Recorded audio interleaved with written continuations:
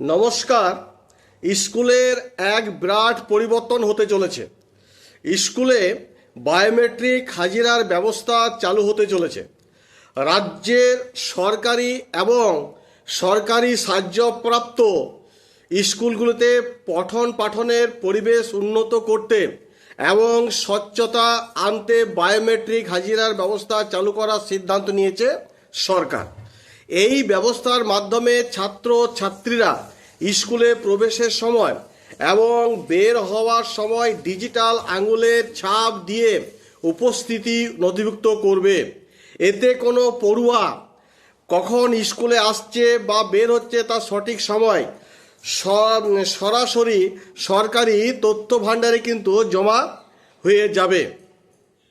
এছাড়া ম্যানুয়াল যে roll call করার প্রয়োজন না থাকায় শিক্ষক শিক্ষিকাদের সময়ের অপচয় বন্ধ হবে এবং প্রশাসনের কাজে চাপও কমবে। ফলে শিক্ষকরা পঠন পাঠনে আরও বেশি মনোনিবেশ করার সুযোগ পাবে।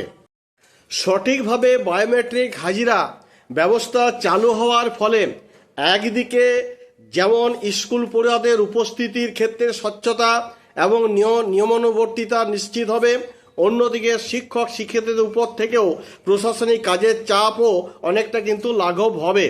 সরকারের এই আধুনিক পদক্ষেপ রাজ্য সরকারের শিক্ষা ব্যবস্থা মনোনয়ন ও ইতিবাচক পরিবর্তনে এক গুরুত্বপূর্ণ ভূমিকা পালন করবে বলে আশা করা যায়।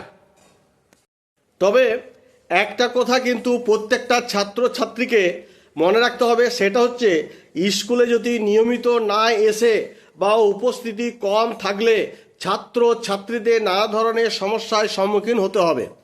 যেমন ধরো, প্রধান যে সমস্যাটি হবে সেটা হলো শিক্ষাবর্ষের শুরু থেকে ন্যূনতম উপস্থিতি না থাকলে পড়ুয়াদের বার্ষিক বা বোর্ডের যে চূড়ান্ত পরীক্ষায় বসতে দেওয়া হবে না।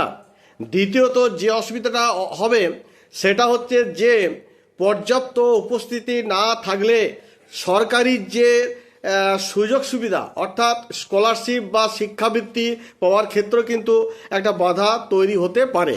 তাহলে বোঝা গেল যে স্কুলে কিন্তু এইবার বায়োমেট্রিক দিয়ে কিন্তু প্রত্যেকটা ছাত্রছাত্রীকে কী করতে হবে, আঙুলের ছাপ দিয়ে প্রবেশ করতে হবে এবং স্কুল থেকে যখন মানে বার হবে আর কি, তখন কিন্তু সে আঙুলের ছাপ দিয়ে তাদেরকে বার হতে হবে।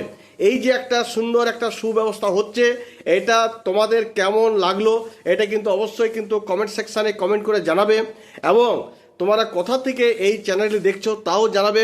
আর পরিশেষে বলি, যদি আমার ভিডিওটি একটু হলেও যদি ভালো লেগে থাকে অবশ্যই কিন্তু এই চ্যানেলটিকে সাবস্ক্রাইব এবং লাইক করে দিও। ধন্যবাদ।